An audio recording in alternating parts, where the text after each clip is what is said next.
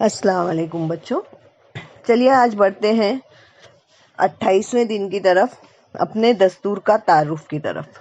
बेटा देखिए, ये जो वीडियोस आप लोगों को बना के दी जा रही है ना, ये इससे हमको कुछ पैसे नहीं कमाने हैं या इसका कोई हमको जो है इससे हमारा कोई पर्सनल मफाद नहीं जुड़ा हुआ है। बेटा ये आप लोगों के एजुकेशन के लिए हम लोग बना रहे हैं और हमने कभी ज़िंदगी में ये काम किया नहीं था, लेकिन बच्चों की सहूलियत के लिए हम ये चीज़ें बना रहे हैं और चाहते हैं कि आप उसका ज़्यादा से ज़्यादा इस्तेमाल करें और फ़ायदा उठा सकें। और सब्सक्राइब करने के लिए इसलिए बोला जाता है कि जब भी कोई नई वीडियो हम बनाएंगे तो वो इंशाल्लाह आप तक फ़ौरन पहुंच जाया करेगी ना, तो उसकी वजह से बोलते हैं। और ये अभी बनती ही रहेगी, तो इसलिए आप लोगों को इससे फ़ायदा उठाने के लिए किया गया है, इससे हमको पैसा नहीं कमाना है।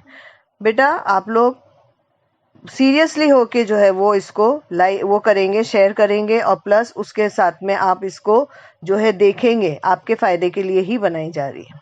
चलिए बहरहाल बढ़ते हैं अपने काम की तरफ। ये 28वां दिन है बेटा और पहला सवाल है, दस्तूर से क्या मुराद है।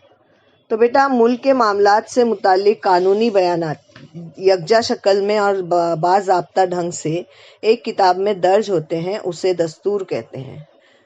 उसके बाद पूछता है कि दस्तूर की तमहीद से क्या मुराद है।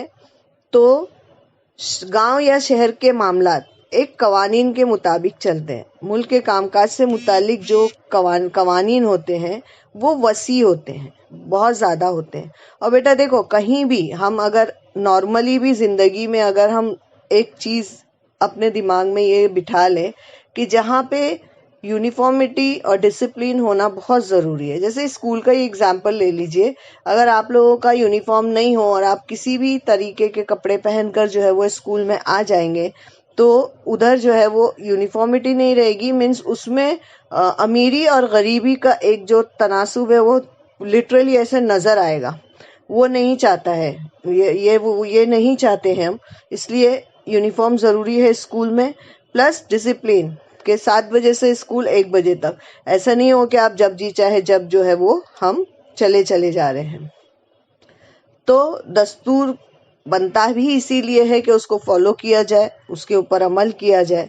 इसी तरह से तीसरा सवाल देता है कि दस्तूर की तमहीद में शामिल 3 इक़दार कौन सी है। तो अवाम की हुकूमत, अवाम के लिए, अवाम के ज़रिए से।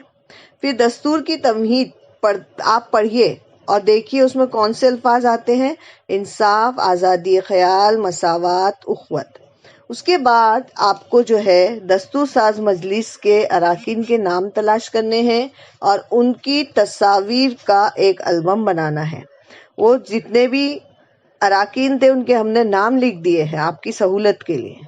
उसके बाद में 7वीं जमात की तारीख और शहरियत मजमून की दरसी किताब से मुतालिक अपने घर में भाई बहन और वालिदैन से गुफ्तगू कीजिए, उसके बारे में अपने भाई बहनों को बताइए।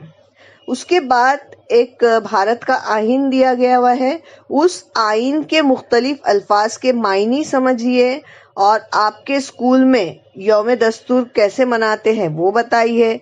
और उसके बाद ये बताइए कि आपको इससे क्या समझा है, इस तमहीद से और इस भारत के आइन से क्या समझा है वो आपको अपने अल्फाजों में लिखना है। इसलिए इस सवाल का जवाब हमने नहीं लिखा है। जो आप लोगों को करना होता है वो हम जवाब कहीं कहीं दे देते हैं सहूलत के लिए, बाकी हर जगह आपको उसका जवाब नहीं मिलेगा। उसके बाद है दस्तूरी कवानीन के मुताबिक हुकूमती कामकाज चलाने के फायदे। जैसे कि अभी मैंने आप लोगों से एक बात शेयर की कि यूनिफॉर्म, स्कूल में यूनिफॉर्म और टाइमिंग का, इसी तरह से कानून की हुक्मरानी जब कायम होकर इक्तदार के नाजायज इस्तेमाल की गुंजाइश नहीं रह जाती। मीन्स अगर दस्तूरी कवानीन के मुताबिक चल रहा है तो कोई किसी के ऊपर जो है जुल्म नहीं कर सकता, हुकूमत शहरियों के हुकूक नहीं छीन सकती, हुकूमती कामकाज में आम इंसान की शिरकत होती है और इसकी वजह से जमहूरियत जो है वो मजबूत हो जाती है। आलमी अमन और तहफ़्फ़ुज़, इंसानी हुकूक की हिफाजत का माहौल तैयार होता है और शहरियों को अपने हुकूक और फ़राइज़ का इल्म होता है। इसके लिए जो है वो दस्तूरी कवानीन हुकूमती कामकाज चलाने के ये फ़ायदे हैं। उसके बाद आता है दस्तूर साज मजलिस के अराकीन के नाम।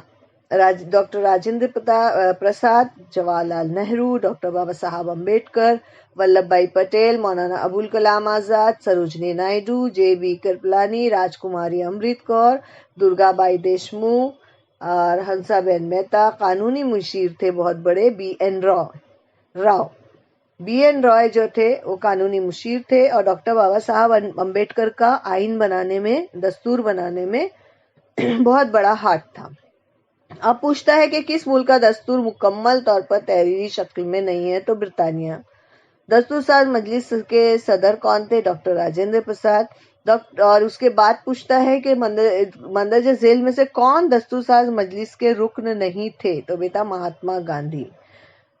मसौदा कमेटी के सदर कौन थे? तो डॉक्टर बाबा साहब अम्बेडकर। उसके बाद आपको मजीद मश्क करने के लिए कहा जा रहा है, और कहा जा रहा है कि आप जो है जमात हफ्तुम की यानी 7th की किताब, जिससे हम अभी काम कर रहे हैं, इसकी किताब की दरसी किताब में दी हुई जितनी भी मश्क और अमली काम है वो हल कीजिए, और दरसी किताब में भारत के दस्तूर की तमहीद को पढ़िए, उसके बारे में कुछ मालूमात हासिल कीजिए और उसको जो है वो डिस्कस कीजिए।